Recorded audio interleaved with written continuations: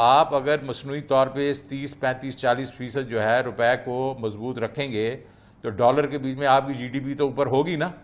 اور پھر جس حکومت نے آ کے اس کو ریالٹی چیک دیا اور روپے کو نیچے لے گیا تو G D P dollar G D P نیچے ہو گئی.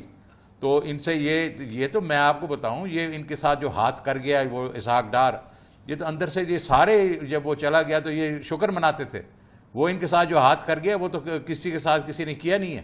اسحاق ڈار نے تو اس کا ہماری حکومت کا یہ یا ہماری جو اکانومی کا آلموسٹ بیڑا غرق کر دیا, کیونکہ انہوں نے جب جس طریقے سے اس نے روپے کی قیمت میں کیا. تو میں آپ کو ذرا تھوڑا سا ایک اس کے اوپر وہ دے دوں کہ 2013 کے بیچ میں ہماری جو ایکسپورٹس تھیں وہ $25 بلین تھی, بنگلہ دیش کی $35 بلین تھی. 2018 کے بیچ میں 17 میں ہماری $21 بلین تھیں, ان کی $37 بلین تھی. اس دوران میں آئل پرائسز جو ہے 1/3 ہو گئی, کموڈیٹی پرائسز آدھی ہو گئیں. ہمیں کوئی انہوں نے اسحاق ڈار صاحب نے 28 سے 30 ارب روپے کا ایک قسم کا چپت لگائی. ہمارے جو ریزروز ہونے چاہیے تھے وہ 40 سے 45 بلین ڈالر ہونے چاہیے تھے.